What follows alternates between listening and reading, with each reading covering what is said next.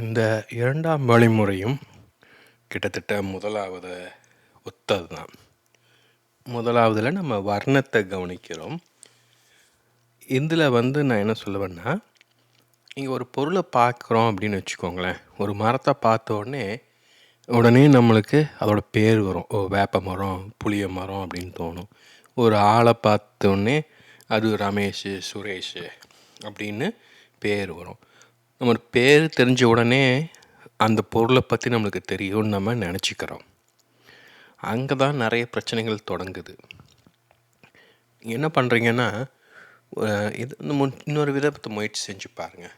ஒரு பொருளை பார்க்கும்போது அதை நுட்பமாக கவனிங்க. அதாவது அதோட வடிவம், உருவம், அது டெக்ஸ்சர், அது சொர சொரப்பாக இருக்கா, வளவளான் இருக்கா, வளைஞ்சிருக்கா, நெளிஞ்சிருக்கா, நிழல் எங்கே படுது, வெயில் எங்கே படுது, அதே பொருள் வெவ்வேறு ஒளியில் எப்படி இருக்கும்.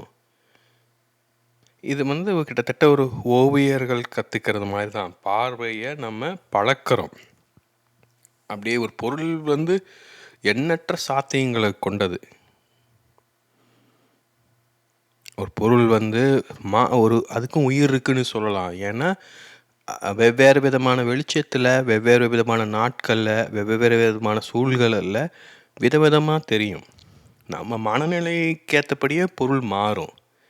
ஒரு பொருள் பார்க்குறதுக்கு சந்தோஷமாக இருக்கும்.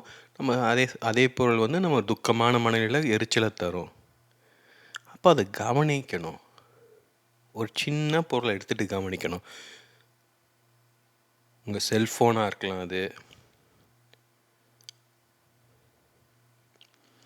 உங்கள் கை விரலாக கூட இருக்கலாம்,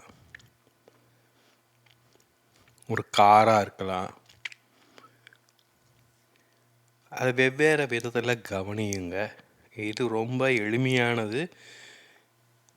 இதை முயற்சி செய்யும்போது நம்ம இதே மாதிரி தான் நம்ம மனம் அமைதியடையும். நம்மளால் சிந்திக்க முடியாது, மனம் வேகமாக ஓடாது. அதே சமயம் ரொம்ப எளிமையாக தோணலாம். அதை முயற்சி செய்யும்போது தான் உங்களுக்கு தெரியும் எவ்வளோ கஷ்டங்கிறது.